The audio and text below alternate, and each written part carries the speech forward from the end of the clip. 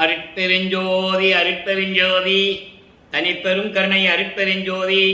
எல்லா உயிர்களும் இன்புற்று வாழ்க, வள்ளல் மலரடி வாழ்க வாழ்க, கொல்லாவிரதம் குவளை எல்லாம் ஓங்குக, நல்லோர் நினைத்த நலம் பெறுக, நன்றி நினைத்த எல்லோரும் வாழ்க இசைந்து.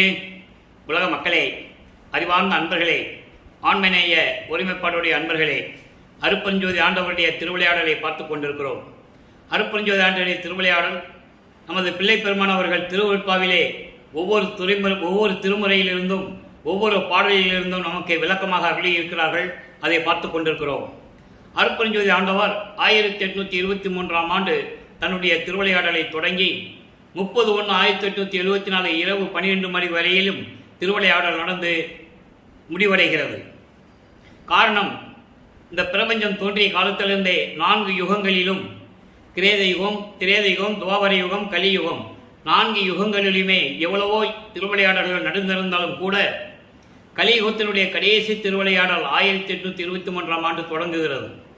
அதற்கான காரணம், சமயங்களும் மதங்களும் மார்க்கங்களும் உருவாகி அதை உருவாக்கியவர்கள் தங்களுடைய கர்த்தாக்களை உருவகப்படுத்தி அதற்கு ஏற்றபடி ஆலயங்களை அமைத்து வழிபாட்டு முறைகளை அமைத்து மக்களை வழிபட செய்து விட்டார்கள். இந்த யுகங்களுக்கும் ஆயுள் காலம் உண்டு. அந்த ஆயுள் காலம் முடிந்தவுடனே அந்த யுகங்களிலே தோன்றிய சமயங்களுக்கும் மதங்களுக்கும் மார்க்கங்களுக்கும் ஒரு அளவு காலம் உண்டு. அது முடிந்தவுடனே உலக மக்களுக்கென்று ஒரு ஆன்மீக மார்க்கம் வேண்டும். அது சுத்த சன்மார்க்கம் என்ற ஒரு சன்மார்க்கத்தை அருட்பெருஞ்சாண்டவர் நிறுவி அதை தன் மகன் கையில் ஒப்படைப்பதற்காகத்தான் தன்னுடைய செல்வ பிள்ளையை பூலோகத்திற்கு ஒரு தாயின் வழியாக வருவிக்க செய்தார். வல்லப்பெருமானவர்கள் வருவிக்க உற்று 8 ஆண்டுகள் வரையிலும் எந்த விதமான ஒரு அருளையும் பெற முடியாமல் அவர் தான் யார் என்ற நிலை கூட தெரியாமல் இருந்து கொண்டிருக்கிறார்கள் நமது பிள்ளை பெருமானவர்கள். அதன் பிறகு 9வது ஆண்டு தொடக்கத்திலே, அதாவது இந்த 1823 ஆண்டு தொடங்கிய திருவிளையாடல் 1874 ஆண்டு வரையிலும் கிட்டத்தட்ட 51 ஆண்டுகள் திருவிளையாடல் நடந்து கொண்டிருக்கிறது. இந்த 51 ஆண்டுகளும் 8 ஆண்டுகளாக பிரித்து தனது மகனுக்கு அருளை கொடுத்து கொண்டிருக்கிறார் அருட்பெருஞ்சோதி ஆண்டவர். அப்போ 9வது ஆண்டிலே வல்லப்பெருமானவர்கள் வருவிக்க உற்று 9வது ஆண்டிலே அவரை ஆட்கொள்ளுகிறார். ஆட்கொண்டு ஞானத்தை கொடுக்கிறார். மகனை என்னால் வருவிக்க உற்றவன் என்ற நிலை மட்டும் அறிவித்துவிட்டு மறைந்து விடுகிறார். இவள் எப்போது நீ எனக்கு அருள்வாய் என்று கேட்கின்ற பொழுது முன்பருவம் பின்பருவம் காட்டி உனக்கு அருள் செய்வேன் என்று சொல்லி மறைந்து விடுகிறார். அதன் பிறகு நமது பிள்ளை பெருமானவர்களுக்கு ஞானம் பிறக்கிறது. அதன் மறைப்பு நிலை உருவாகிறது. மறைப்பு நிலை என்பது அவர் ஏற்கனவே எந்த நிலையில் இருந்து கொண்டிருந்தார், பிரபஞ்சத்தினுடைய உண்மையான நிலைகள் எல்லாம் அப்போ அவருக்கு மறைப்பு நிலையில் இருந்து கொண்டிருக்கிறது. இறைவன் வந்து ஆட்கொண்ட பிறகு வல்லப்பெருமானவர்கள் 2வது எட்டில் இருந்து கொண்டிருக்கிறார். அதாவது 9வது ஆண்டிலிருந்து 16 ஆண்டுகளுக்குள் என்ன நடந்தது என்பதை ஒவ்வொரு பாடலின் மூலமாக நாம் பார்த்து கொண்டிருக்கிறோம். பாடலை நல்லா கவனிங்க. இப்போ வல்லப்பெருமானவர்களுக்கு சிவபெருமான் இறைவன் என்றும் சமயங்களும் மதங்களும் மார்க்கங்களும் நெறிகளை பின்பற்றி கொண்டு திருநீர் பூசிக்கொண்டு உத்ராட்ச மாலை அணிந்து கொண்டு உருவ வழிபாடு செய்து கொண்டு சங்கற்ப விகற்பங்களில் ஈடுபட்டு கொண்டிருக்கிறார். அப்படிதான் அவர் இருக்கணும், காலத்தின் கட்டாயம். தன் மகனை அங்கெல்லாம் இருக்க செய்து மகனை பக்குவப்படுத்துகிறார். என சுத்த சன்மார்க்கத்தை கொடுப்பதற்காக பக்குவப்படுத்துகிறார். எல்லா மார்க்கங்களும் ஒழிந்த பிறகு, முடிந்துவிட்ட பிறகு மக்களுக்கென்று ஒரு மார்க்கம் வேண்டும். அதை யாரையும் நம்பி கொடுக்காமல் தன் மகனிடமே கொடுத்து செயலாற்ற விடுகிறார். அதை தான் நம்ம பார்த்துட்டு இருக்கோம். இப்போ 1ஆம் திருமுறையிலே திருவருள் முறையீடு மொத்தம் 232 பாடல்களை கொண்டது. இதுவரை 165 பாடல்களை பார்த்துருக்கிறோம். இன்னைக்கு 166வது பாடல். ஏன் பாடலை சொல்லி இறைவனுடைய திருவிளையாடலை சொல்லுகிறோம் என்றால், மக்களுக்கு உண்மை நிலை புரிய வேண்டும். வல்லப்பெருமானவர்கள் எப்படி வருவிக்க உற்றார், ஏன் வருவிக்க உற்றார், அதன் நோக்கம் என்ன, அந்த நோக்கத்தை நிறைவேற்றுவதற்கு அருட்பெருஞ்சாண்டவர் எப்படியெல்லாம் திருவிளையாடல் செய்கிறார், அதை தான் நம்ம பார்த்துட்டு இருக்கோம். பாடல் எல்லாம் கவனிங்க. பாடல் கொஞ்சம் உங்களுக்கு புரியாட்டாலும் கூட இறைவன் கொடுத்த விளக்கம் எளிமையாக இருக்கும். இந்த பாடலின் நோக்கம் என்னவென்றால், இறைவனுடைய பெருமையை சொல்லுவது, அதே நேரத்தில் தனக்கு அருள் வேண்டும் என்று விண்ணப்பம் செய்வது, முறையீடு செய்வது.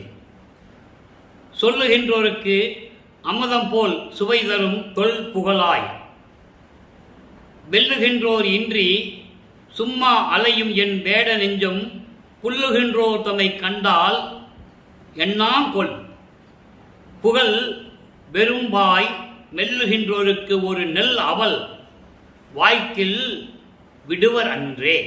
இது பாடல். இந்த பாடலுடைய விளக்கம் பாருங்க. உன்னை பற்றி பாடுகின்றவர்களுக்கு வணங்குகின்றவர்களுக்கு அமுதம் போல் சுவையான அருளை தரும் ஆதி சிவனே. அதான் தொல் புகழோ என்றார். தொல் புகழோ என்பது ஆதி சிவன். அப்படி ஆதி சிவனே, உனது அடியார்களுக்கு உனது அடியார்களுடன் சேர்ந்து இருக்காமல், இவரை பற்றி சொல்லுகிறார், சேர்ந்து இருக்காமல் வீணாக அலைந்து கொண்டு இருக்கும் எனது பொய் மனம் தீய செயல்கள் செய்வர்களை கண்டால் எப்படியெல்லாம் புகழ்ந்து சொல்லும் தெரியுமா ஏனென்றால் இவருடைய நிலையை கூறுகிறார். இறைவனால் வருவிக்க உற்றவன் இறைவனுடைய மகன் என்ற நிலையை தெரியுமே தவிர வேறு எதுவுமே அவருக்கு தெரியாது.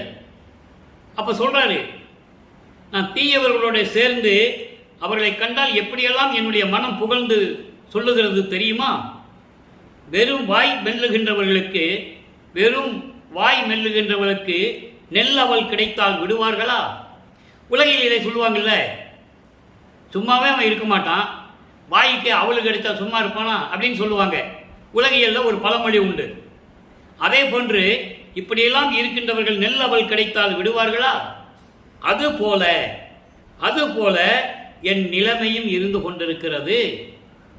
மனம் வருத்த நிலையில் இருந்து கொண்டு துன்பப்பட்டு கொண்டிருக்கிறேன் என்பதை நீ இந்த மனதை அடக்கி விரைவில் வந்து அருள்வாயாக என்று கூறுகிறார். இதான் பாடலுடைய விளக்கம். ஆக இவர் யார் என்று தெரியாத நிலையில் இருந்த போது இறைவன் ஆட்கொண்ட பிறகு இறைவனை நோக்கி கூறுகிறார், இப்படிப்பட்ட நிலையில் இருந்து கொண்டிருக்கின்ற நான், என் மனம் இப்படி என்னை அலைய வைத்துக் கொண்டிருக்கிறது, என் மனதை அடக்கி என் விரைவில் வந்து அருளை கொடுத்து எனக்கு நல்வழி காட்டுவாயாக என்று சொல்லி இந்த பாடலை அருளியிருக்கிறார்கள். இப்போ நமது பிள்ளை பெருமானவர்கள் 13வது ஆண்டிலே திருவொற்றியூர் செல்லுகிறார் தியாகராஜ பெருமானை வழிபடுவதற்காக.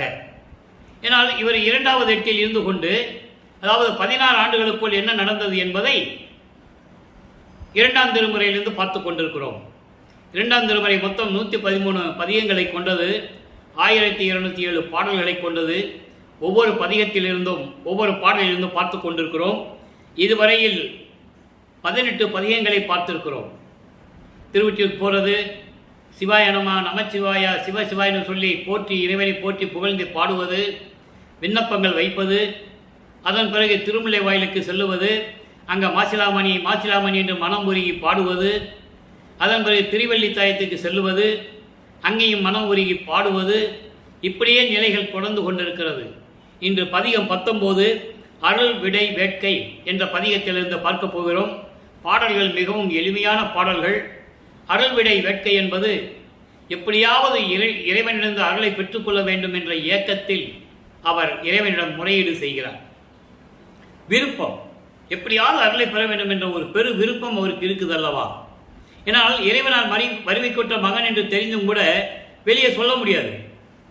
யாராவது இவரை பற்றி ஏசும்போது என்னை அப்படியெல்லாம் சொல்லாதீங்க, ஏன் நீ இந்த மாதிரிலாம் சொல்கிறீங்க, தெருவா சுத்துறேன்னு ஏன் சொல்கிறீங்க, நான் இறைவனுடைய பிள்ளைப்பா, நான் இறைவனால் வருவிக்க விட்டவன் என்ற நிலையை மற்றவர்களிடம் சொல்ல முடியாது. ஏன்னால் அது காலத்தின் கட்டாயம். இப்போ சமயங்களும் மதங்களும் மார்க்கங்களும் உருவாகி அந்த நிலையில் மக்களெல்லாம் எப்படி இருக்கிறார்களோ அதுபோல இவரும் இருந்து கொண்டிருக்கிறார் உலகியலிலே. இப்போ பாடலை பாருங்க. போகம் கொண்ட புனர்முலை மாது ஒரு பாகம் கொண்ட படம் பக்க நாதரே. படம் பக்க நாதர் என்பது படம் எடுக்கக்கூடிய விஷத்தன்மையுடைய நல்ல பாம்பை கழுத்தில் அணிந்து கொண்ட இறைவன். அப்படிப்பட்ட இறைவன் எப்படின்னா, இளம் மங்கையை உமையாளை ஒரு பக்கம் கொண்ட இறைவன். அதாவது போகம் கொண்ட, போகம்னா பேரின்பம், பேரின்பமாக ஒரு பெண்ணை இடது பக்கத்தில், அதாவது உமையாளை வைத்துக் கொண்ட படம் பக்க நாதரே, விஷமுள்ள பாம்பை கழுத்தில் அணிகலனாக அணிந்து கொண்ட இறைவனே, மாகம் கொண்ட வளம்பொழில் ஒற்றியில் மோகம் கொண்ட எம்முன் நின்று அருளீரோ. மாகம் என்பது வானளவு உயர்ந்த, அதான் மாகம். மாகம் என்பது வானளவு உயர்ந்த இயற்கை எழில் பொங்கிய வயல்களும் நீர்நிலைகளும் சூழ்ந்த திருவொற்றியூரில் மோகம் கொண்டு இருக்கின்ற இறைவனே, பேரின்பமாக இருந்து கொண்டு இருக்கிறவனே, என் முன்று எழுந்து அருளி எனக்கு அருளை தரமாட்டாயா? எம் முன் நின்று அருளீரோ? எனக்கு முன்னால் எழுந்தருளி எனக்கு அருளை கொடுக்க மாட்டீர்களோ என்று கேட்கிறார். உன்னால வருவிக்க உற்று 16 ஆண்டுகள் வரையிலும் நான் அடையாத துன்பங்கள் இல்லை. ஏளன பேச்சுகள், கிண்டல்கள், மானம் போய் கொண்டிருக்கிறது. என் முன் எழுந்து அருள மாட்டீர்களோ நீங்கள் அப்படின்னு சொல்லி முறையீடு செய்கிறார். ஏன்னா இப்போ ஒரு முறையீடு தான் செய்ய முடியும். இப்போ 3ஆம் திருமுறைக்குள்ள வராரு. 3ஆம் திருமுறைனா 24 16 ஆண்டுகள் வரைக்கும் எந்த நிலையும் ஒன்றும் இல்லை. இப்போ 17ஆவது ஆண்டிலிருந்து 24 ஆண்டுகளுக்குள் என்ன நடந்தது? உலகியலிலே செவி வந்த செய்திகள் எல்லாம் நிறைய சொல்லுவார்கள். இவர் திருவொற்றியூரிலே திருவழியாக நடந்து கொண்டிருந்தார். அங்கே ஒரு நிர்வாண சாமியார் உட்கார்ந்து கொண்டிருந்தார். வருகின்ற அந்த பக்கம் வருகிற போகின்ற மக்களை எல்லாம் பார்த்து பேய் வருகிறது, பிசாசு வருகிறது, நாய் வருகிறது என்றெல்லாம் சொல்லிக் கொண்டிருப்பார். இவர் நமது பிள்ளை பெருமான் வல்லப்பெருமான் அந்த பக்கம் போனவனே உத்தமன் வருகிறார் என்று சொல்லுவார். இப்படியெல்லாம் செவி வந்த கேள்வியெல்லாம் உண்டு. இருக்கலாம், உண்மை என்றே நம்ம வைத்துக் கொள்ளலாம். ஏன்னால் பாடல்களில் இருக்கின்ற உண்மையை தான் நம்ம சொல்ல முடியும். இது செவி வழி கேட்க செய்திகள். இப்போ அந்த மாதிரி திருவொற்றியூரிலே ரோடு வழியாக அங்கே திருமலை வாயில் கோயிலுக்கு செல்லும்போது அங்கே தியாகராஜர் பெருமானை கோயிலை பார்த்து என்ன செய்கிறார்? இதுவரைக்கும் 17 ஆண்டுகள் வரைக்கும் இறைவனிடந்து எந்த அருளை பெற முடியவில்லை. அவரும் எந்த விதமான அருளையும் கொடுக்கவில்லை. இப்போ நிலைகள் மாறுகிறது. அவர் பவனி வருவதை, இவர் காட்சியை, அந்த அழகான காட்சியை பார்க்கிறார். காட்சி மட்டும்தான் பார்க்கிறார். அதை திருக்கோல சிறப்பு என்ற பதிகத்திலே 8வது பாடலை பார்க்கிறோம். பதிகம் 14. இந்த 13 பதிகங்களில் ஏற்கனவே நாம் பார்த்த விளக்கங்களுடைய ஒரு சுருக்கம். தியாகராஜ பெருமான் கோயில் போறது, இறைவனை பற்றி பாடுகிறது, எந்த பிரயோஜனம் இல்லை. அப்புறம் இவன் மனம் வருந்தி தன் மனதில் இருக்கிற குமுறலை, மன துயரங்களை ஒரு நாரையிடம் தூது சொல்லி அனுப்புவார். திரும்பி நாரை வராது. எங்கே தியாகராஜ பெருமான் போய் சொல்லு அப்படின்லாம் தூது அனுப்புவார். அந்த நிலையில் இருந்து கொண்டு எந்த விதமான பலனும் இல்லை. அதன் பிறகு கிளிகளை தூது அனுப்புவார். எந்த விதமான பலனும் இல்லை. உலகியலிலே இருக்கின்றவர்கள் போல ஒரு கஷ்டம் வந்துட்டா உலகியல் என்ன பண்ணுவாங்க? குறி கேட்க போவாங்க. அதே போல இவர் குறைத்து பெண்ணிடம் குறி கேட்பது போல ஒரு பதியத்திலே பாடல்களை அருளியிருந்தார்கள். அதையும் நாம் பார்த்து விட்டோம். தன்னுடைய மனக்குமுறைகளை கூறுகிறார். இப்போ இறைவன் வருவதை பார்த்து, அந்த பவனியை பார்த்து ரசிக்கிறார். எப்படி அந்த நிலையை கூறுகிறார் என்பதை பாடலில் பார்க்க போறோம். கலக அமன கைதவரை கழுவை ஏற்றும் கழுமலத்தோன் வலகை குவித்து பாடும் ஒற்றிவாணர் பவனி வர கண்டேன். உலக நிகழ்வை காணேன். உலகத்தில் என்ன நடக்குதுன்னு எனக்கு தெரியல. என்னை சுற்றி என்ன நடக்குதுன்னு தெரியல. அவரின் பவனியை பார்த்தேன். என்னை சுற்றி என்ன நடக்குதுன்னு தெரியல. என் உள்ளம் ஒன்றே அறியும்படி தோழியிடம் சொல்லுவது போல, உள்ளத்திடம் சொல்லுவது போல இவர் தன்னை ஒரு பெண்ணாக உருவப்படுத்தி தான் இந்த பாடலை அருளி இருக்கிறார்கள். உள்ளம் ஒன்றே அறியும்படி இலகும் அவர்தம் திரு அழகை என்னென்று உரைப்பது எந்தில்லையே. எப்படி அவருடைய திருவழகை சொல்வதென்றே எனக்கு தெரியவில்லை.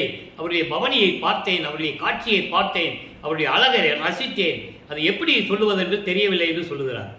இது என்ன சொல்றாருன்னா, கலக அமன கைதவருக்கு கழுவில் ஏற்றும், அதாவது மாயைகளையும் மயக்கங்களையும் அறியாமையில் இருந்து கொண்டிருப்பவர்களையும் தவம் செய்யாதவர்களையும் சுத்தப்படுத்தி மேல்நிலைக்கு கொண்டு செல்லும் இறைவன். நல்லா புரிஞ்சுக்கணும் நீங்க. அதான் சொல்றாரு, கலக அமன கைதவருக்கு கழுவில் ஏற்றும், மாயைகளையும் மயக்கங்களையும் அறியாமையிலும் இருந்து கொண்டு தவம் செய்யாதவர்களை சுத்தப்படுத்தி அவர்களை பக்குவப்படுத்தி மேல்நிலைக்கு கொண்டு செல்லக்கூடிய இறைவன். அப்படிப்பட்ட இறைவன் கழுமலத்தோன் வலகை குவித்து பாடு ஒற்றிவானர்.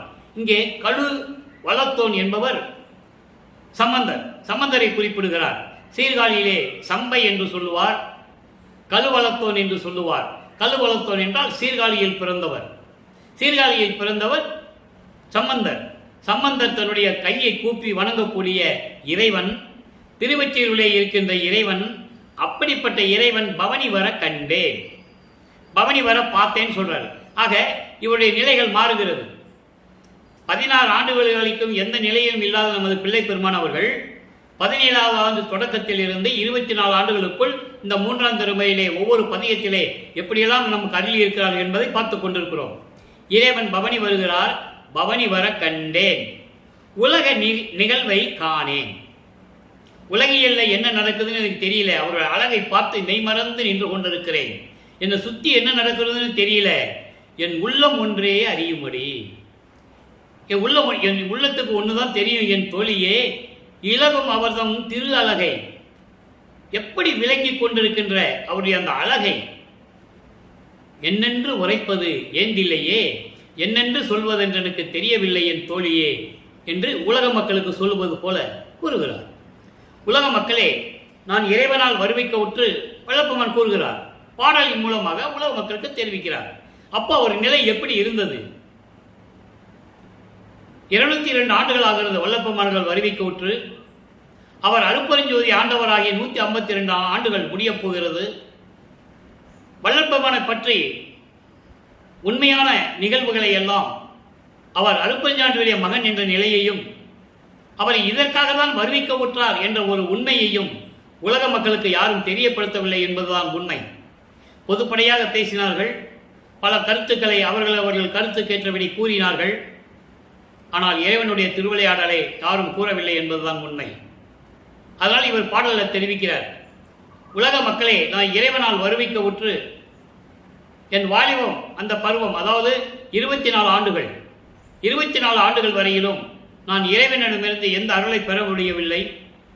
அதன் பிறகு திருவொற்றியூரிலே தியாகராஜ பெருமான் பவனியை நான் பார்த்தேன். முதலாக அவருடைய அழகை ரசித்தேன், மெய்மறந்து நின்றேன். உலகியலிலே என்ன நடக்கிறது என்று கூட எனக்கு தெரியாது, என் உள்ளத்துக்கு ஒன்று மட்டும்தான் தெரியும். அப்படிப்பட்ட அவளது பேரழகை என்னவென்று சொல்லுவது எனக்கு தெரியவில்லை என்று சொல்லி இந்த பாடலை நமக்கு அருளியிருக்கிறார்கள். இப்போ 3 திருமறைகளும் உருவாகி முடிந்து விட்டது. அதாவது 3 எட்டுகள், 24 வல்லப்பெருமானவர்கள் வருவிக்க உற்று 24 ஆண்டுகள் முடிந்து விட்டது.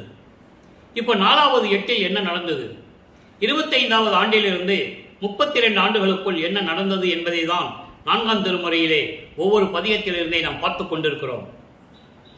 அருட்பிரகாச மாலை 86வது பாடலை இன்னைக்கு பார்க்க போறோம். மொத்தம் 100 பாடல்கள் கொண்டது. இப்போ அவருடைய நிலைகள் மாறுகிறது. இப்போ அவருக்கு அருட்பெருஞ்சாண்டவரை யாருன்னு தெரியும், அருட்பெருஞ்சாண்டவர் தான் இறைவன் தெரியும். சிவபெருமான், தியாகராஜ பெருமான், நடராஜன், சொக்கநாதன் சொன்னதெல்லாம் சைவ சமயத்தினுடைய தலைவர்கள் என்பது அவருக்கு தெரியும். இன்னும் வெளிப்படையா அருட்பெருஞ்சாண்டவர் தான் கடவுள்னு சொல்ல மாட்டார். இப்போ சுத்த சன்மார்க்கம் இருக்கிறது தெரியும். எப்படி தன் தந்தை சுத்த சன்மார்க்கத்தை தன் மகனுக்கு கொடுப்பதற்காக விண்ணுலகத்துக்கு அழைக்கிறார் என்பதையும், அங்கே விண்ணுலகத்திலே எப்படியெல்லாம் இருந்து கொண்டு சுத்த சன்மார்க்கத்தை பெற்றுக்கொண்டு சாதா கல்வியையும் கற்றுக்கொண்டு எப்படி பூலோகத்திற்கு மறுபடியும் திரும்பி வருகிறார் என்பதையும் நாம் பார்க்க போகிறோம். அதற்கு முன்னால் 27வது ஆண்டில் வருவிக்க உற்று 27வது ஆண்டில் தனக்கோடி அம்மையாருக்கு திருமாங்கல்யம் பூட்டி அந்த அம்மாவிற்கு மோட்ச வீட்டை காட்டியது. அந்த திருமணத்தின் போது பிரம்மன், திருமால், ருத்திரன் போன்ற பதத்தலைவர்களும் வானவர்களும் வந்து மணமகளை வாழ்த்துவதற்காக உட்கார்ந்திருப்பது, அமர்ந்திருப்பது. அதே நேரத்தில் தன்னுடைய தந்தை அருட்பெருஞ்சாண்டவரும் தாய் சிவகாமி வெள்ளியும் திருமணத்திற்கு வரவில்லை என்று ஏங்குவதையும் அவருடைய மனக்குமுறலையும் பாடல்களிலே கூறியிருக்கிறார்கள். அந்த பாடலை நம்ம பின்னால் பார்க்க போகிறோம். அதுக்கு முன்னால் இந்த திருவிளையாடலுடைய சுருக்கத்தை சொல்ல கடமைப்பட்டிருக்கிறேன், சொல்லிவிட்டேன். அதன் பிறகு இப்போ இவர் உலகப்பற்றை துறக்க வேண்டும். தாலி கட்டினரை தவிர மனைவி என்ற ஒரு பந்தத்தை துறக்க வேண்டும். உலகியல் வாழ்க்கையிலிருந்து வெளியே வரணும். உலக விடயங்களாகிய மண்ணாசை, பெண்ணாசை, பொன்னாசையை விட்டுடணும். சரிய கிரிய யோகம் என்ற 12 நிலைகளையும் பற்றற விட்டுணும். அதை சின்னம்பிடி பதியத்திலே கூட சொல்லுவார், 12 மேல் நின்று சின்னம்பிடி பன்மார்க்கம் கடந்தேன் என்று சின்னம்பிடி. நான் பல மார்க்கங்களையும் எல்லாம் கடந்து விட்டேன், 12 மேல் நின்று சின்னம்பிடி. சரியை கிரியை யோகம் முன்னாங்க 12 நிலைக்கு மேலே 13வது நிலை. நீங்கள் அகவலில் படிச்சிருப்பீங்க, திரையோதச நிலை. அந்த நிலையிலிருந்து தான் ஞான சரியை, ஞான கிரியை, ஞானத்தில் யோகம், ஞானத்தில் ஞானம் தொடங்குகிறது. ஆக அந்த நிலையில் இருந்து கொண்டு அதெல்லாம் எப்படி கடந்தார் என்பதையும், எல்லா நிலைகளையும் கடந்து தத்துவங்களை கடந்து எப்படி சுத்த சிவஞானி வேலைக்கு போய் அங்கே சுத்த சன்மார்க்கத்தை வாங்கினார் என்பதையும் பார்க்க போகிறோம். இப்போ அருட்பிரகாச மாலை இதுவரைக்கும் இறைவன் தன் மகன் முன்னால் தோன்றி எந்த அருளையும் கொடுக்காத இறைவன் இப்போ திருவழியா நடந்து வந்து இவர் கதவை பூட்டிட்டார். மனம் உடைஞ்சி இனிமே திருவொற்றியூர் திருமலை வாயில் எங்கேயுமே போகக்கூடாது, திருவள்ளி தாயத்துக்கும் போகக்கூடாது அப்படி சொல்லி உட்கார்ந்த இடத்திலேயே தான் இருந்த இடத்தில் கதவை பூட்டி தாப்பா போட்டார். இறைவன் வந்தால் திறந்து வரட்டும்னு சொல்லி போட்டார். அப்போ இது இறைவனுக்கு தெரிந்து விட்டது.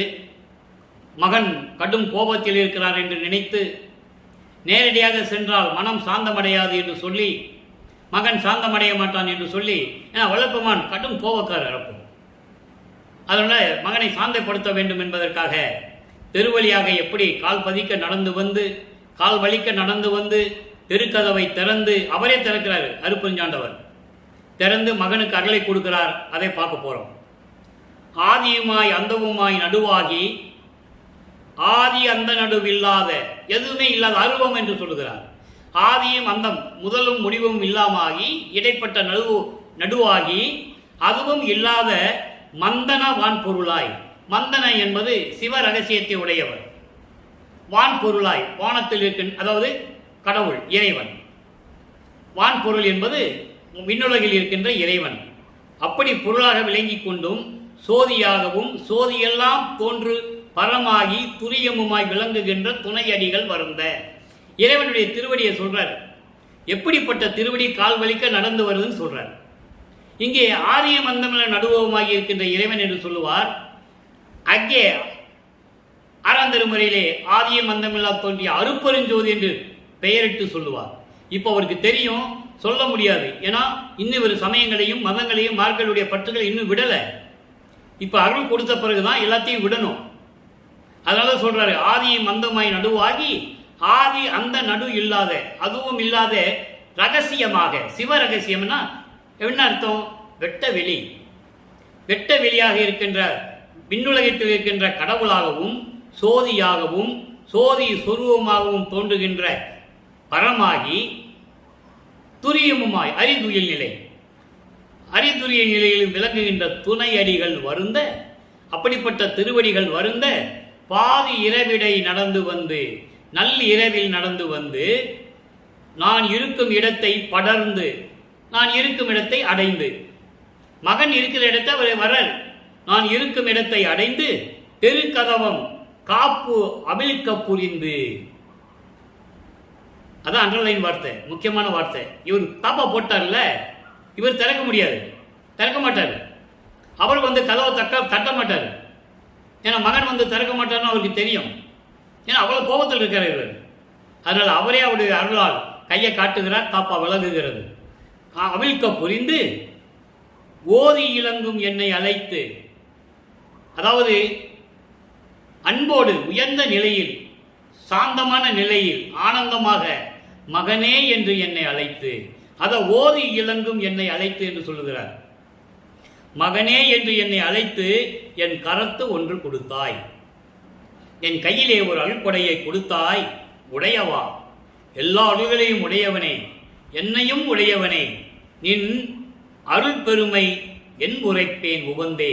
நான் எப்படி உன்னுடைய அருள் பெருமையை மகிழ்வோடு சொல்லுவது? எப்படிப்பட்ட அருள் உன்னுடைய அருள் என்று கூறுகிறார். இப்போ நிலை உங்களுக்கு நல்லா புரிஞ்சிருச்சு. இதுவரைக்கும் வந்து மகன் முன்னால் தோன்றி அருளை கொடுக்காத இறைவன் இப்ப தெருவிலை நடந்து வந்து கதவை திறந்து மகனுக்கு அருள் கொடைய கொடுத்தாச்சு. எப்படிப்பட்ட திருவடிகள்னு விலைக்கு சொல்லிட்டாரு. இப்போ அவர் அருளை கொடுத்துட்டு நீ பூலோகத்தில் இருந்து சொல்லி விண்ணுலகத்துக்கு போயிட்டாரு. இப்போ இவருடைய செயலை விண்ணோகத்துக்கு போயிட்டாரு. இப்போ இவர் சுத்த சன்மார்க்கம் வாங்க போகணும். தத்துவங்களை கடந்து தனித்தனியாக கடந்து தத்துவங்களை தனித்தனியாக கடந்து தத்துவாதிகள் நிலையில் சித்தியல் முழுதும் தெரிந்தேன். அவை மேல் சிவநிலை தெரிந்திட சென்றேன். அருப்பெருஞ்சோதி அட்டகத்திலே சொல்லுவார். அருப்பெருஞ்சோதி அட்டகம் என்பது 8 குணங்களை கொண்ட இறைவன். 8 குணங்களை கொண்ட இறைவன் அவனுடைய அருளை பற்றி புகழ்ந்து சொல்லுவது அதான் அட்டகம். அருப்பெருஞ்சோதி அட்டகத்திலே 7வது பாடல சொல்லுவார். ஆக தத்துவங்களை கடந்து எல்லாம் தத்துவங்களையும் அந்தங்களையும் அந்த பிண்ட துரிசிகளையும் காமம் குரோதம் லோபம் மோகம் மதம் ஆச்சரியம் பிண்ட துரிசிகளையும் விட்டுவிட்டு உலக விடயங்களையும் துறந்து அவர் அங்கே போகிறார். மகனை தந்தை வரவேற்கிறார். அங்கே சுத்த சிவஞான வெளியிலே இருக்கின்ற சத்தியஞான சபையிலே திருச்சிற்றம்பலத்தில் இருக்கின்ற சத்தியஞான சபை பொற்சபை சிற்சபையை போல இருக்கிற சத்தியஞான சபையிலே ஒரு சிங்காசனத்திலே ஒரு இருக்கையிலே அமர வைத்து உலகங்கள் அறிய அங்கே பிரம்மன் திருமால் ருத்திரன் போன்ற பதத்தலைவர்களும் வானவர்களும் ரிஷிகளும் முனிவர்களும் எல்லாம் உட்கார்ந்து கொண்டிருக்க தன் மகனுக்கு மணிமுடி சூட்டி இந்த பிரபஞ்சத்தை இயக்கப் போகின்ற எனது இளவரசன் என்று சொல்லி மணிமுடி சூட்டி சுத்த சன்மார்க்கத்தை கொடுத்து சாகா கல்வியை கற்றுக் கொடுக்கிறார். சாகா கல்வி இவருக்கு மட்டும்தான் கற்றுக் கொடுப்பார். இதையெல்லாம் பார்த்து கொண்டிருக்கிறார்கள். எல்லாமே பொறாமைப்பட்டுக் கொண்டிருக்கிறார்கள். அதை மெய்யர்கள் வியப்பிலே அழகாக ஒரு பாடலிலே சொல்லுவார். நாகாதிபனும் நாராயணனும் நான்முகனும் நறுமுறுமெனவே தல் அமுத அளித்தாய் நாண்டு முன்னு துண்ணவே சாகா கல்வியை பயிற்று தந்த தயவையை சாற்றலுக்கு அரிது. தெல்லமுத அளித்தது என்பது சுத்த சன்மார்க்கத்தை கொடுப்பது. சுத்த சன்மார்க்கத்தை கொடுத்து சாகா கல்வியை கற்றுத்தந்த தயவையை நான் எப்படி சொல்லுவது என்று கூறுவார். ஆக இதெல்லாம் கற்றுக்கொண்டு பூலோகத்திற்கு வருகிறார். அப்போ அவர் வல்லப்பமன் அவர்கள் கருங்கோலிலே உறைந்திருக்கிறார்கள். கருங்கோலிலே இருந்து கொண்டிருக்கிறார்கள். இப்போ வல்லப்பமன் அவர்கள் 33வது ஆண்டிலிருந்து 40 ஆண்டுகளுக்குள் முடிவடைகின்ற தரத்தில் இருந்து கொண்டிருக்கிறார். அந்த 8 ஆண்டுகளில் அவர் பெற்றதெல்லாம் எப்படி என்பதை ஒவ்வொரு பாடல் மூலமாக பார்த்து கொண்டிருக்கிறோம். அதை இறைவனுடைய திருவிளையாடலை 6ஆம் திருமுறையிலே ஒரு பதியத்திலே கூறுகிறார். நற்றாய் செவிலிக்கு கூறல் 7வது பாடல். ஏற்கனவே நம்ம அருள் விளக்கமாலை 100 பாடலை பார்த்துட்டோம். ஒவ்வொரு பதியத்தையா பார்த்துட்டு வரோம். இப்போ நற்றாய் செவிலிக்கு கூறல் என்பது ஒரு தாய் மகளுடைய சிறப்பை செவிலி தாய்க்கு கூறுவது போல, அதாவது உலக மக்களுக்கு தெரிவிப்பது போல இந்த பாடலை அருளியிருக்கிறார்கள். ஒரு தாய் தன் மகளை பற்றி எப்படியெல்லாம் கூறுகிறாள் என்பதை பார்ப்போம். அதன் பிறகு இந்த பாடலுடைய விளக்கத்தை பார்ப்போம். அதாவது இறைவன் எப்படிப்பட்ட இறைவன், அவர் எப்படியெல்லாம் எனக்கு அகலை கொடுத்தார் என்பதை சொல்வதைத்தான் நற்றாய் செவிலிக்கு கூறல் என்ற பதிகத்திலே அருளியிருக்கிறார்கள். இங்கே இறைவனுடைய திருவிளையாடல் எப்படி நடந்தது. கனக மாமன்றில் நடம்புரியும் பதங்கள், கனக மாமன்றில் நடம்புரியும் பதங்கள் கண்டனன் கண்டனன் என்றால். இப்ப சுத்த சன்மார்க்கத்து வாங்க போனார்ல, அங்கதான் சொல்றார். கனக மாமன்றில் பொற்சபையில் திருவிளையாடல் செய்து கொண்டு அருள் நடனம் செய்து கொண்டிருக்கின்ற அந்த திருவடிகள் பதங்கள், அந்த திருவடிகளை நான் கண்டேன் கண்டேன். அனக சிற்றபையில் ஒரு பெரும்பதி என் அன்பினிலே கலந்தனன் என்றால். அப்ப இறைவனுடைய திருவிளையாடல் அங்கு நடக்குது. அவருடைய நிலையம் இங்கே கூறுகிறார். எப்படி? அனக சிற்றபையில், அதாவது மலங்களும் மாயைகளும் இல்லாத அனகம் என்றது அது. அனகம் என்பது மலங்கள் மாயைகள் குற்றங்கள் குறைகள் துரிசுகள் எதுவும் இல்லாத சிற்றபையில் ஒரு பெரும்பதி அருப்பெருஞ்சோதி ஆண்டவர் என் அன்பிலே கலந்து கொண்டார். ஆக இறைவனுடைய திருவிளையாடல் சொல்றாரு, இவருடைய நிலையும் கூறுகிறார். அதுக்கு அடுத்து பாருங்க. தினகரன் சோமாக்கனி எல்லாம் எனக்கே செயல் செய்ய தந்தனன் என்றால். மகளை பற்றி ஒரு தாய் சொல்லுகிறார். ஆனால் இது விளக்கம் எப்படி உலக மக்களுக்கு தெரிவிக்கிறார் வல்லப்பமன் என்றால், சூரியன் உதயமானாலும் சரி, சூரியன் என் கட்டளைப்படிதான் உதயமாக வேண்டும். சூரியனுடைய உதயமும், அதாவது சூரியனும் சோமாக்கனி, சோமாக்கனி என்பது அக்கினி, சூரியனும் அக்கினியும் எனக்கே செயல் செய்ய தந்தனன், எனக்கு பணிவிட செய்ய வேண்டும் என்று சொல்லுகிறார். எனக்கு பணிவிட செய்யும்படி அவங்களுக்கெல்லாம் கட்டளையிட்டது என் தந்தை அருப்பெருஞ்சோதி ஆண்டவர் என்று சொல்லுகிறார். அதான் ஒரு பாடல்ல சொல்லுவார், ரவியின் பல் எரித்தவர் எனது தந்தை என்று சொல்லுவார். ஏன் செயல்பட, அதாவது ஏன் நீ லேட்டா வந்தேன்னு அருப்பெருஞ்சாண்டவர் சூரியனை கேட்கும்போது, சூரியன் இது என்னுடைய சுதந்திரம் என்று சொல்லும்போது அருப்பெருஞ்சாண்டவர் அறைகிறார். ஒரு பல்லு உடைஞ்சிருச்சு. அது திருவருட்பால சொல்றார், ரவியின் பல்லை இருத்தவர் என்று சொல்லுவார். அப்ப அந்த சூரியன் எவ்வளவு ஆணவத்தோடு இருந்திருக்க வேண்டும்? சூரியன் ஆணவத்தோடு இருந்திருக்க வேண்டும். அதனால்தான் ஒரு பல்லை உடைக்கிறார் அருட்பெருஞ்சோதி ஆண்டவர். எல்லா பிரபஞ்சத்தின் உண்மைகளையும் அங்கு உண்டு அன்பர்களே. திருமாலை ஒரு மலையில் வைத்து வதம் செய்தது. ஒவ்வொரு யுகத்திலும் அவர் பிறவி எடுக்கும்போது நான் என்ன செய்ய வேண்டும் என்று கேட்க அவர்களுடைய இறப்பை நிர்ணயம் பண்ணுவது அருட்பெருஞ்சோதி ஆண்டவர். அதே போல ராமர் சராயுத நதியிலே மூழ்கி இறந்தது அருட்பெருஞ்சோதியுடைய கட்டளை. இப்படி ஒவ்வொரு பதிகத்திலும், அதாவது ஒவ்வொரு பிறவியிலும், ஒவ்வொரு அவதாரத்திலும் அவர்களுடைய நிலையை நிர்ணயிப்பது அருட்பெருஞ்சோதி ஆண்டவர். அது சமயங்களும் மதங்களும் மார்க்கங்களும் என்ன சொல்லுவேன் என்றால் சிவன் என்று சொன்னார்கள். அப்ப அவங்களுக்கெல்லாம் அருட்பெருஞ்சோதி ஆண்டவர் யாருன்னு தெரியாது, சுத்த சன்மார்க்கம் யாருன்னு தெரியாது. அதனால்தான் இறந்தவர்களை திரும்பி கொண்டு வரணும்னு சொல்றார். சுத்த சன்மார்க்கத்தை பற்றி தெரியாதவர்களை அந்த ஆன்மாவை சுத்தப்படுத்தி திரும்பி மனித பிறவி எடுத்து அவங்களுக்கு சுத்த சன்மார்க்கத்தை கொடுக்க வேண்டும் என்று கூறுகிறார் வல்லப்பெருமானவர். அந்த அந்த அருள் வல்லமத்தை நான் பெற்றுவிட்டேன் என்று சொல்லுகிறார். செத்தவர்களை எழுப்புகின்ற அந்த வல்லமத்தை இறைவன் எனக்கு அருளிவிட்டார் என்று சொல்லுவார். அகவலிலே நீங்க படிச்சிருக்கலாம். செத்தவர்கள் எழுக என்று சிரிப்பு அங்கு எழுந்திட அழகா சொல்லுவார். அந்த அகவலை அழகா சொல்லுவார். அதே போன்று அதை தான் சொல்றாரே, சூரியனும் அக்னியும் எனக்கு பணிவிட செய்ய கட்டளையிட்டவர் எனது தந்தை அருட்பெருஞ்சாண்டவர். யார் சொன்னாங்க? இந்த பிரபஞ்சத்தில் எத்தனையோ பேர் எத்தனையோ கோடி தோன்றினார்கள், யாரும் சொன்னதில்லை. வல்லப்பெருமான் கூறுகிறார், எல்லாமே எனக்கு பணிவிட செய்ய வேண்டும் என்று சொல்லுகிறார். தனக்கரத்து இணைத்தான் தழுவினான். தனக்கரம் என்பது அருள் வல்லமை படைத்த தனது கரங்களால் என்னை அணைத்துக் கொண்டார். இதுதான் இறைவனுடைய திருவிளையாடல். இறைவனுடைய திருவிளையாடலையும் அதனால் இவர் பெற்ற அருளையும் தெளிவாக கூறியிருக்கிறார்கள் என்பதை நீங்கள் புரிந்து கொள்ள வேண்டும். அடுத்து 82வது பதிகம் அருட்பெருஞ்சோதி அடைவு. ஒவ்வொரு பதிகத்துக்கும் தொடர்ந்து அதனுடைய விளக்கங்கள் வந்துகிட்டே இருக்கும். 9வது பாடல் நல்ல கவனிங்க. தவநேயமும் சுத்த சன்மார்க்க நேயமும் சத்தியமாம் சிவநேயமும் தந்து, இறைவனுடைய திருவிளையாடல், தந்து என் உள்ளம் தெளித்தனையே. இது அவருடைய நிலை. அப்ப அருட்பெருஞ்சாண்டவர் என்ன சொல்ற, என்ன நிலையில் இருந்தார் இவர்? எப்படி அருளை வாங்கினாரு? தவநேயம். தவநேயம் என்பது உயிர் இறக்கம், ஆன்மநேய ஒருமைப்பாடு. அது சுத்த சன்மார்க்கத்தில் இருந்தால்தான் வரும்.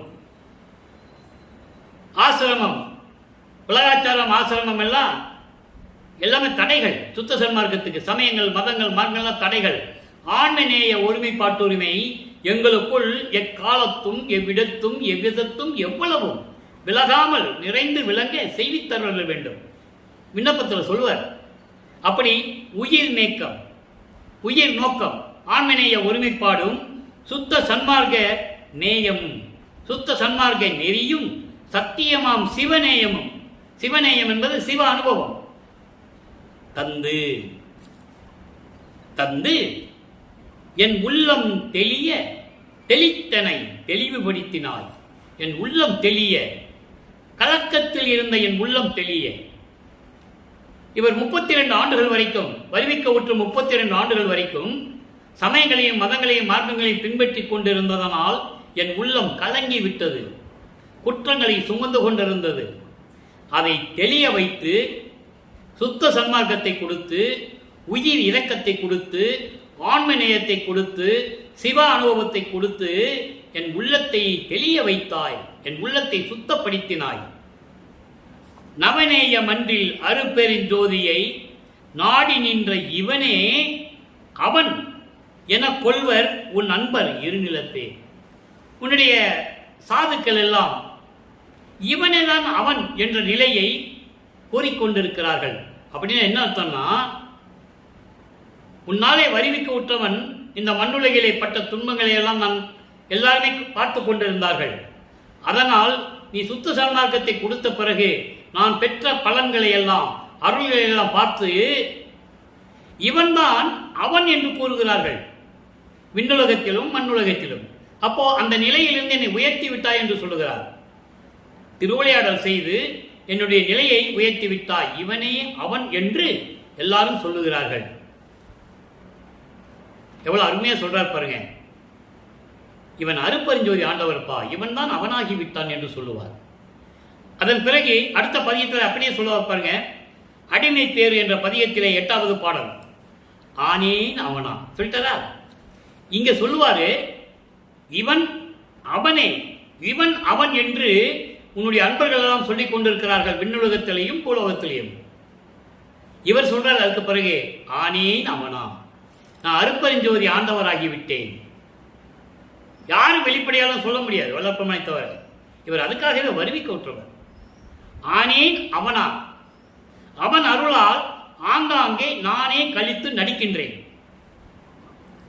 அவன் அருளால் எல்லா உலகங்களையும் நானே இயக்கிக் கொண்டிருக்கிறேன்.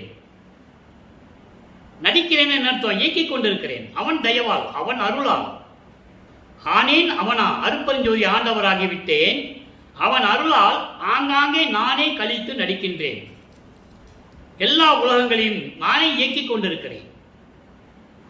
தானே என் தந்தை, அவன்தான் என் தந்தை. என்பால் வைத்த தயவை நினைக்கும் தோறும், என் மேல் கொண்டிருந்த தயவு, இரக்கம், கருணையும் நினைக்கும் போதெல்லாம் சிந்தை வியக்கின்றேன்.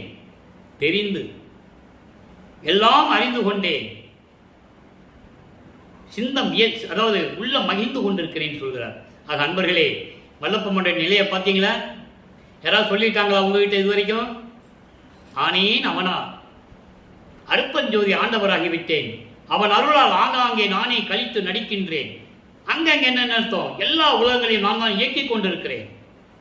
தானே என் தந்தை, அருப்பெருஞ்சோதி ஆண்டவர் தான் என் அப்பா. என்பால் வைத்த தயவினை நினைக்கும் தோறும் சிந்தை வியக்கின்றேன். உள்ளம் வியந்து கொண்டிருக்கிறது. எல்லாமே அறிந்து கொண்டேன் என்று சொல்லுகிறார். அடுத்து பாருங்க, 85வது பதியம். அடுத்த பதியத்திலேயே திருவருள் பேரு, அதாவது அடிமை பேரு எப்படி இருந்தது, இந்த அடிமை பேருக்கு அப்புறம் திருவருள் பேரு எப்படி இருக்கு? இறைவனுடைய திருவருள் கிடைத்து விட்டால் அவருடைய பாக்கியம் எப்படி இருக்கும்? 3வது பாடல் நல்லா கவனிங்க. என்னே நின் தன்னருளை, என்னே நின் தன்னருளை என்னென்பேன். எப்படிப்பட்டவருடைய திருவருள், அதை நான் என்னவென்று சொல்லுவது? இவ்வுலகில் முன்னே தவந்தான் முயன்றேனோ, கொன்னே படுத்து அயர்ந்தேன். நான் படுத்த பாய் அருகு உற்று, நான் படுத்த பாய் அருக உற்று என்னை எடுத்து ஒரு மேல் ஏற்றி வைத்தனையே, ஒரு மேல் ஏற்றி வைத்தனையே என்று சொல்லுகிறார். அதாவது இன்னொரு பாடலில் சொல்லுவார், நான் கீழே படுத்திருந்தேன் பாயில, உடனே எங்கள் அப்பா வந்து அங்கே ஒரு திண்ணை இருந்தது, அந்த திண்ணையிலே மலர் படுக்கையை உண்டாக்கி என்னை தூக்கி மேலே வைத்து படுக்க வைத்தார் என்று சொல்லுவார். அந்த நிலையை இந்த பாடலிலும் கூறுகிறார். என்னே நின் தன்னருளை, உன்னுடைய ஒப்பற்ற அருளை நான் என்னவென்று சொல்லுவது? எப்படி சொல்லுவேன்? இந்த பூலோகத்தில் இதற்கு முன்னால் சென்ற யுகங்களிலும் கூட நான் என்ன தவம் செய்தேனோ என்று எனக்கு தெரியவில்லை. கொன்னே படுத்து அயர்ந்தேன்.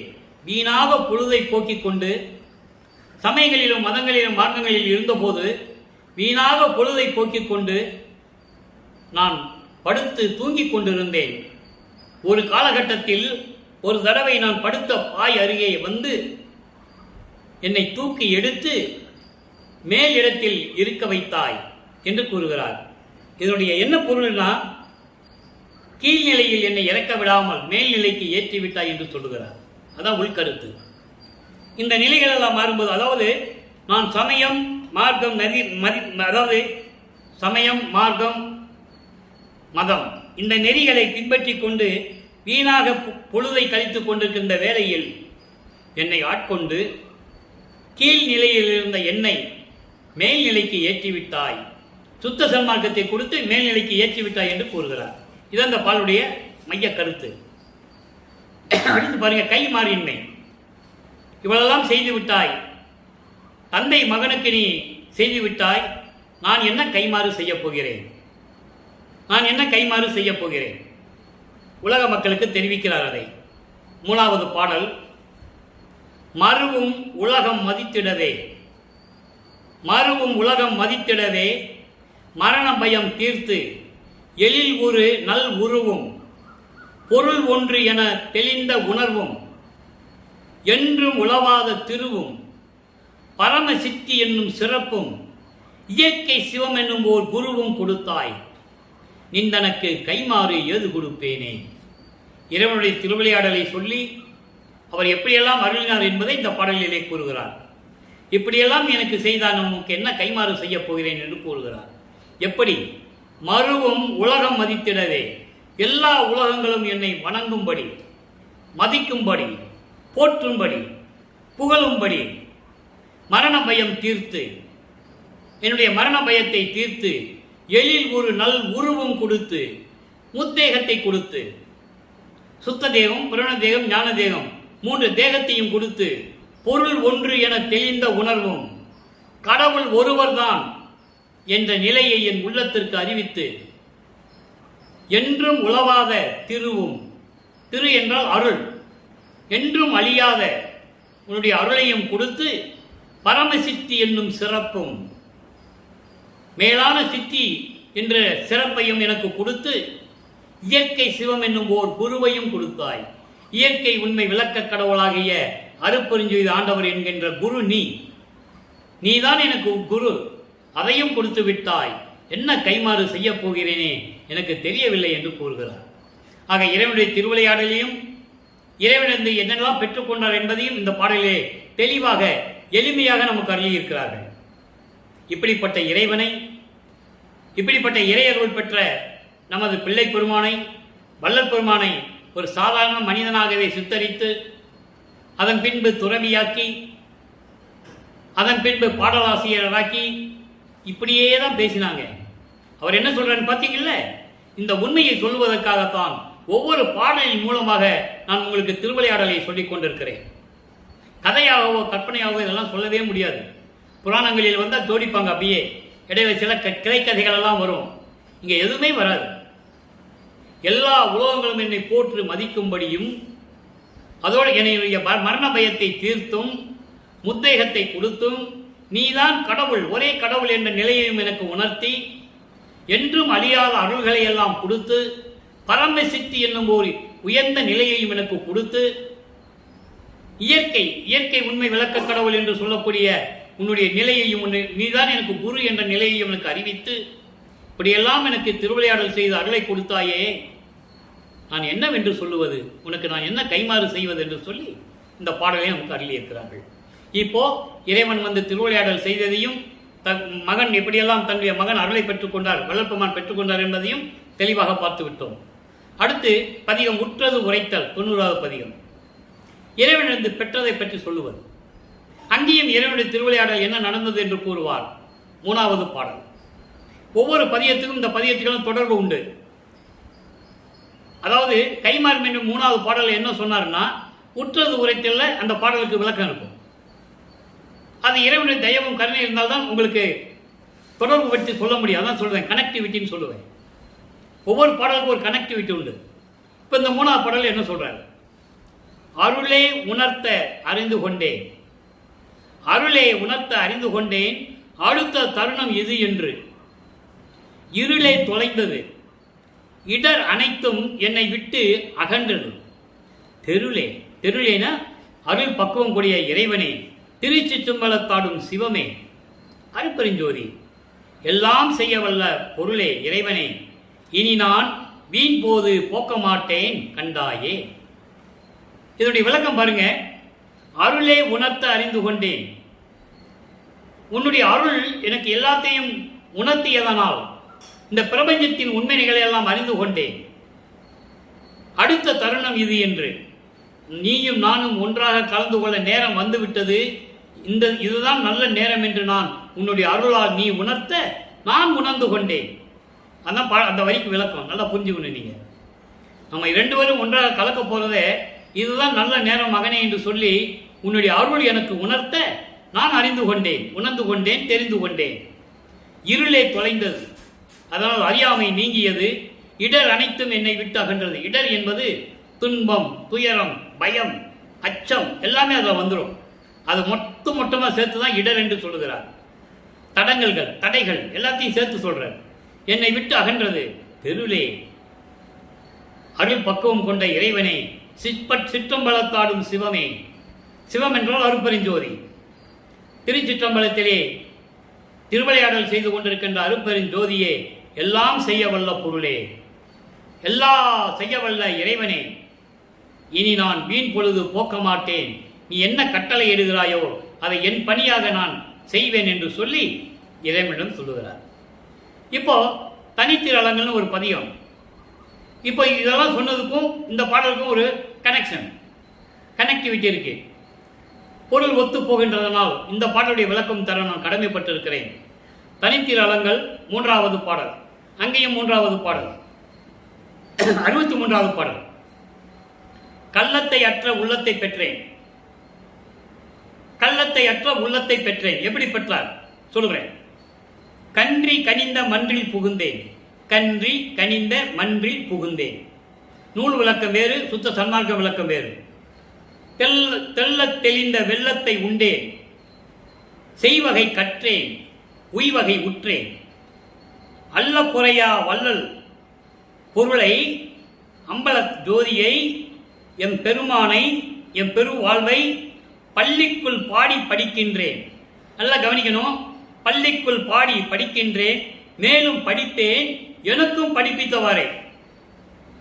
இது பாடல். இப்ப பாடலை பாருங்க. கள்ளத்தை அற்ற உள்ளத்தை பெற்றேன், குற்றங்கள் குறையில்லாத உள்ளத்தை பெற்றேன். இதை விளக்க என்னன்னா, இறைவனால் வருவிக்க உற்று, என் தந்தை அருட்பெருஞ்சாண்டவரால் பூலோகத்திற்கு வருவிக்க உற்று 32 ஆண்டுகள் வரையிலும் நான் சமயங்களிலும் மதங்களிலும் மார்க்கங்களில் கூறப்பட்ட நெறிமைகளை பின்பற்றி கொண்டு அந்த செயல்களிலே ஈடுபட்டுக் கொண்டிருந்தேன். 33வது ஆண்டில் எனக்கு சுத்த சன்மார்க்கத்தை கொடுத்த பிறகு இதையெல்லாம் நீக்கிவிட்டேன். தெளிவா சொல்றாரு. கள்ளத்தை அற்ற உள்ளத்தை பெற்றேன்னா இதுதான், அதான் பொருள். சுத்த சன்மார்க்கத்தை பெற்ற பிறகு தூய்மையான உள்ளத்தை பெற்றேன். சுத்த சன்மார்க்க நெறியில் இருந்து கொண்டிருக்கிறேன். கன்றி கனிந்த மன்றில் புகுந்தேன். கனிந்த மன்றில் புகுந்தேன் என்றால் அருள் வல்லமை படைத்த சிச்சபையும் பொற்சபையும் இருந்து கொண்டிருக்கின்ற சத்தியான சபையில் நான் இருந்து கொண்டிருந்தேன். அதுக்குள்ள போயிட்டேன்னு சொல்றேன். ஒரு பாடல்ல சொல்லுவாரு, நான் சுத்த சன்மார்க்கத்தை வாங்குவதற்கு நான் மேலே சென்று கொண்டிருந்த போது, தத்துவங்களை எல்லாம் கடந்து சென்று கொண்டிருந்த போது, அந்த நுழைவாயிலே சத்தியஞான சபை, அங்க இருக்கிற சத்தியஞான சபை, அதுக்கப்புறம் தான் மக்களுக்காக இங்க நிறுவியது.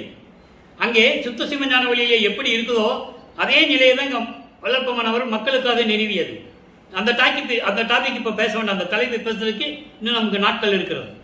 அந்த சத்தியஞான சபையில என்ட்ரன்ஸ்ல நுழைவாயிலில் பிரம்மன், திருமால், ருத்திரன் போன்ற பத தலைவர்களும் தேவர்களும் நின்று கொண்டிருக்கிறார்கள். அவங்களால உள்ள போக முடியாது.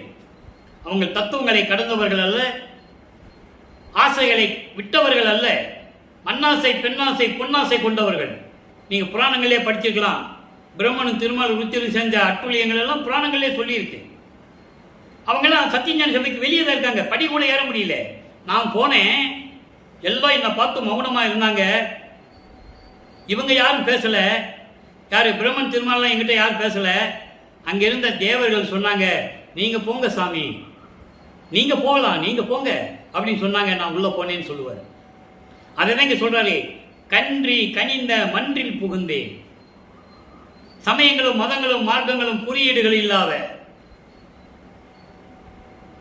உயிர் இரக்கமுடைய ஆண்மநேய அந்த உணர்வு உடைய சத்தியஞான சபையில் நான் புகுந்தேன் என்று சொல்லுகிறார். இங்க இருக்கிறவங்க என்ன சொல்லுவாங்க, அவர் எங்கே போனாரு, வந்தாரு, வருவாரு, போனாருன்னு சொல்லுவாங்க. இதெல்லாம் யாரும் சொல்லல மக்கள்கிட்ட. கன்றி கனிந்த மன்றில் புகுந்தேன், தெல்ல தெளிந்த வெள்ளத்தை உண்டேன், சுத்த சன்மார்க்கத்தை பெற்றுக் கொண்டேன். அதான் தெல்ல தெளிந்த வெள்ளம். வெள்ளம் என்பது அமுது. தெல்ல தெளிந்த அமுது என்னது? தெளிவான அமுது. தெளிவான அமுது என்னது? சமயங்களும் மதங்களும் மார்க்கங்களும் அந்த நெறிகள் இல்லாத சுத்த சன்மார்க்க நெறி. அதை நான் உண்டேன். உண்டேன்னா பெற்றுக்கொண்டேன். அப்ப எங்க அவர் சுத்த சன்மார்க்கத்தை வாங்கினாரு? தெளிவா சொல்றாரா? அதை நீங்க புரிஞ்சுக்கணும். செய்வகை கற்றேன். அந்த நெறிகளை வாங்கினது மட்டுமில்லாமல் அதை எப்படி நடைமுறைப்படுத்துவது, எப்படி செயலாற்றுவது, என்பதை கற்றேன் என் தந்தையிடமிருந்து. உய்வகை பெற்றேன், மேல்நிலையை நான் அடைந்து விட்டேன் என்று சொல்லுகிறார். அதுக்கடுத்து சொல்வார் பாருங்க, அல்ல குறையா வள்ளல் பொருளை. இறைவனுடைய அருளை அல்ல அல்ல குறையாது. அப்படிப்பட்ட இறைவனை, அருட்பெருஞ்சாண்டவர்கிட்ட இருக்கின்ற அருளை அல்ல அல்ல குறையாது. யாருக்கு கொடுக்கவும் குறையாது. அப்படிப்பட்ட இறைவனை, அம்பல ஜோதியை, அருட்பெருஞ்சோதியை, என் பெரு வாழ்வை, எனக்கு பெரு வாழ்க்கை கொடுத்த எனது இறைவனை பள்ளிக்குள் பாடி படிக்கின்றேன். பள்ளி என்பது எல்லாம் சொல்லுவாங்க. பள்ளி என்பது அவர்கள் கருத்து கற்றபடி சொல்லுவார்கள். சில பேர் இங்கே இருக்கிற சத்தியஞான சொல்லுவாங்க, சில பேர் அவங்க சித்தி விழான்னு சொல்லுவாங்க, சில பேர் தர்மசாலைன்னு சொல்லுவாங்க. இங்க பள்ளிக்குள் பாடி படிக்கிறேன் என்பது இறைவன் இருக்கின்ற இடம். பள்ளி என்பது பாடசாலை, பாடசாலை என்பது ஆசிரியர்கள் இருக்கக்கூடிய இடம், ஆசிரியர்களும் மாணவர்களும் இருக்கக்கூடிய இடம் பாடசாலை. அதுபோல இறைவன் இருக்கின்ற இடம் சத்தியஞான சபை. எந்த சத்தியஞான சபை? அங்க உள்ள புகுந்தேன்னு சொன்னாரு, சுத்த சன்மார்க்கத்தை பெற்றேன்னு சொன்னாரு, அந்த நெறிகளை கற்றுக்கொண்டேன்னு சொன்னாரு. அப்போ அந்த பள்ளிக்குள் இருந்து நான் எல்லாமே படித்து கற்றுக்கொண்டிருக்கிறேன், எல்லாமே கற்றுக்கொண்டிருக்கிறேன். எங்கே? சத்தியஞான சபைக்குள் இருந்து கொண்டு எல்லாவற்றையும் கற்றுக்கொண்டிருக்கிறேன். மேலும் கற்றுக்கொள்ளுவேன், படிப்பேன். படிப்பேன் எனக்கு படிப்பித்தவாறே.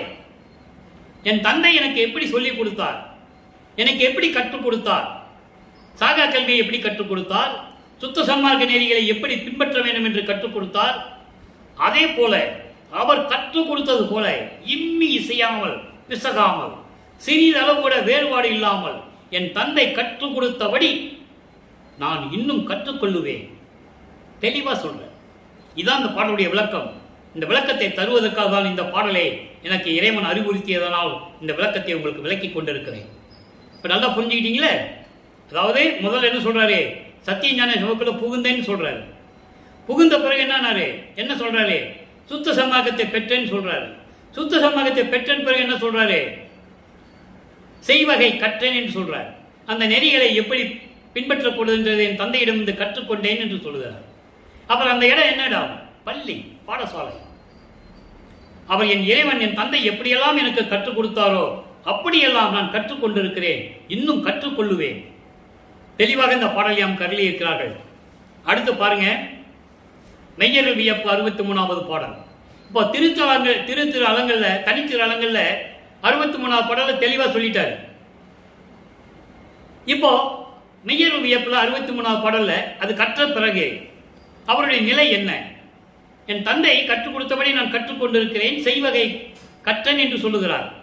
அப்ப மெய்யர்கள் வியப்புல 112வது பதியத்துல 63வது பாடலுக்கு பதில் சொல்றாரு. அதை கற்றதனால் சாகா கேள்வி, சுத்த சன்மார்க்க நெறிகளை எப்படி பின்பற்றுவது, உயிர் நேயம் எப்படி பாராட்டுவது, ஆன்மநேய உரிமைப்பாட்டு உரிமையை எப்படி நடைமுறைப்படுத்துவது, இதையெல்லாம் நான் என் தந்தையிடமிருந்து பள்ளிக்குள்ளே கற்றுக்கொண்டேன். எங்கே? அங்க சத்தியஞான சபையிலே. அதை எப்படி செயல்படுத்துவது?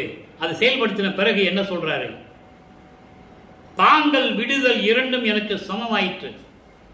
தாங்கள் விடுதல், இது இரண்டு விதமாக சொல்லலாம். உங்கள் கருத்துக்கு மனதுக்கு எப்படி ஏற்றுக்கொள்வீர்களோ ஏற்றுக்கொள்ளுங்கள், அது உங்களுடைய சுதந்திரம். தாங்கள் விடுத்தல் என்பது பிறப்பும் இறப்பும் எனக்கு இரண்டுமே சமமாகிவிட்டது, அது ஒன்று. விருப்பு வெறுப்பும் இரண்டுமே எனக்கு சமமாகிவிட்டது, அது ஒன்று. இன்பமும் துன்பமும் இரண்டும் எனக்கு சமமாகிவிட்டது, அது ஒன்று. நீங்க 3 விளக்குகளை எப்படி வேணா நீங்க எடுத்துக்கலாம். உங்களுக்கு மனதுக்கு என்ன படுதோ, உங்க அறிவுக்கு எப்படி எட்டுதோ இந்த விளக்கத்தை நீங்க எடுத்துக்கலாம். அதனால 3 விளக்கமும் இறைவன் கொடுத்ததை நான் உங்களுக்கு சொல்லிவிட்டேன். தாங்கள் விடுத்தல் என்பது பிறப்பும் இறப்பும், இன்பமும் துன்பமும், விருப்பும் வெறுப்பும், இதெல்லாம் எனக்கு சமமாயிடுச்சுன்னு சொல்றேன். என சுத்த சன்மார்க்கத்தை பெற்ற பிறகு இதெல்லாம் எனக்கு சமமாயிற்று. அடுத்து சொல்ற பாருங்க, சகத்தில் வழங்கும் மாயை வழக்கு தவிர்ந்து போயிற்று. அதுக்குள்ள வந்துட்டார் மறுபடியும். உலக வழக்கம் என்பது என்ன? பிறப்பு இறப்பு, இன்பம் துன்பம், விருப்பு வெறுப்பு. இந்த மாயை வழக்கு இருக்கிறதே, இதெல்லாம் தீர்ந்து போயிட்டு என்று சொல்லுகிறார். அப்ப இந்த 3மே நீங்க எடுத்துக்கலாம். உங்கள் விருப்பத்துக்குபடி இறைவன் விட்டு விட்டார். அப்போ இந்த உலகியலிலே சகத்திலே என்பது இந்த பூலோகத்தில் உலகியலிலே வாழ்க்கையிலே ஏற்படுகின்ற மாயை வழக்குகள் இருக்கிறதே, எல்லாம் தீர்ந்து விட்டது. அதனால் எல்லாம் எனக்கு சமமாயிட்டது என்று சொல்லுகிறார். ஏங்கல் சலித்தல். ஏங்கல் என்பது ஏக்கம், ஏக்கம் என்பது வருத்தம் என்று கூட எடுத்துக்கொள்ளலாம். சலித்தல் என்பது சலிப்பு. இந்த இரண்டும் இன்றி இளைப்பு நீங்கினேன். அந்த துன்பத்தை எல்லாம் நீக்கிவிட்டேன். இளைப்பு என்பது சோர்வு. என்னடா இது, வாழ்க்கையில இன்பம் வருது, துன்பம் வருது, இறப்பு வருது, பிறப்பு வருது, விருப்பு இருக்கு, வெறுப்பு இருக்கு அப்படின்னு ஒரு சலிப்பு வரும்ல, அதை நான் நீக்கிவிட்டேன் என்று சொல்கிறார். அந்த ஏங்கலையும் சலிப்பையும் அந்த ஏக்கத்தையும் சலிப்பையும் நான் நீக்கிவிட்டேன். அந்த இளைப்பை நீக்கிவிட்டேன், அந்த சோர்வை நீக்கிவிட்டேன், அந்த வருத்தத்தை நீக்கிவிட்டேன் என்று சொல்லுகிறார். என் தாய் கருணை அமுது உண்டு இன்ப பொறுப்பில் ஓங்கினேன். தாய் உள்ளம் கொண்ட எனது இறைவன் என் அப்பா அருட்பெருஞ்சோதி ஆண்டவருடைய கருணை அமுதை உண்டு இன்பம் பொறுப்பில் ஓங்கினேன். இன்பம் பொறுப்பு என்பது பேரின்பம், பொறுப்பு என்பது மலை போன்று இன்பம் என்பது பேரின்பம். பேரின்பத்தில் விளங்கிக் கொண்டிருக்கிறேன். அந்த பேரின்பம் யாருக்கு இருக்கும்? இறைவனுக்கு தான் இருக்கும். அறிவுயல் யாருக்கு இருக்கும்? இறைவனுக்கு தான் இருக்கும். எனவே அன்பர்களே, இன்று பார்த்த திருவிளையாடல் பதிவிலே இறைவனுடைய திருவிளையாடலையும் அந்த திருவிளையாடலினால் நாம் வளர்ப்பமான் பெற்ற அத்தனை உண்மைகளையும் அத்தனை அவில்களையும் நாம் பார்த்து விட்டோம். எவ்வளவு தெளிவாக சொல்லுகிறார் என்பதை நீங்கள் புரிந்து கொண்டிருப்பீர்கள். சத்தியஞான சபையிலே எப்படி உள்ள போனாரு, சுத்த சன்மார்க்கத்தை வாங்குறதுக்கு எப்படி போனாரு, அங்கே எப்படி எல்லா நெறிகளையும் கற்றுக்கொண்டார். இன்னும் என் தந்தை சொல்லிக் கொடுத்து கொண்டிருக்கிறார். அவர் கற்றுக் கொடுத்தபடி இன்னும் கற்றுக்கொள்வேன் என்று சொல்லுகிறார். அதன் பிறகு விருப்பு வெறுப்பு பிறப்பு இறப்பு எல்லாத்தையும் எனக்கு சமமாயிற்றுன்னு சொல்லுகிறார். இப்படி நிலைகளை எல்லாம் நாம் பார்த்து விட்டோம். எனவே அன்பர்களே, நீங்களும் சுத்த சன்மார்க்கத்தில் இணைந்து, சுத்த சன்மார்க்கம் என்பது வேறு ஒன்றும் இல்லை, சமயங்களையும் மதங்களையும் மார்க்கங்களையும் சாராதது, ஒரே இறைவன் என்ற கொள்கையை உடையது. அந்த இறைவன் ஜோதி வடிவில் இருக்கிறான். அந்த இறைவனுக்கு மாமிசம் பிடிக்காது, உயிர்களை கொலை செய்ய பிடிக்காது. இதுதான் விஷயம், வேறு ஒண்ணுமே கிடையாது. ஜோதியை வழிபட வேண்டும், கொலையும் புலையும் தவிர்க்க வேண்டும், உயிரின் மீது இரக்கம் இருக்க வேண்டும், ஆண்மநேய ஒருமைப்பாடு இருக்க வேண்டும், இறைவன் ஒருவனே என்ற நிலையில் இருக்க வேண்டும், அவன் அருட்பெருஞ்சோதி ஆண்டவர் என்ற உறுதியோடு இருக்க வேண்டும். அருட்பெருஞ்சோதி அருட்பெருஞ்சோதி தனிப்பெருங்கண்ணை அருட்பெருஞ்சோதி என்ற மகாமந்திரத்தை உச்சரித்து நீங்கள் இறைவனுடைய அருளையும் செல்வங்களை எல்லாம் பெற்று இந்த வையகத்திலே நீங்கள் வாழ்வாங்கு வாழ வேண்டும், நோயற்ற வாழ்வில் வாழ வேண்டும் என்று இறைவனுடைய தயவோடையும் கருணையோடையும் வாழ்த்தி இந்த வள்ளலார் ஊழியன் விடைபெறுகிறேன். மீண்டும் நாளை சந்திப்போம். நன்றி, வணக்கம். அருட்பெருஞ்சோதி அருட்பெருஞ்சோதி தனிப்பெரும் கருணை அருட்பெருஞ்சோதி. நாளையும் இறைவனுடைய திருவிளையாடல் தொடங்கும். இறைவனுடைய திருவிளையாடலை கண்டு பார்த்து மகிழ்ந்து இறைவனுடைய அருளை பெற்றுக் கொள்ளுங்கள்.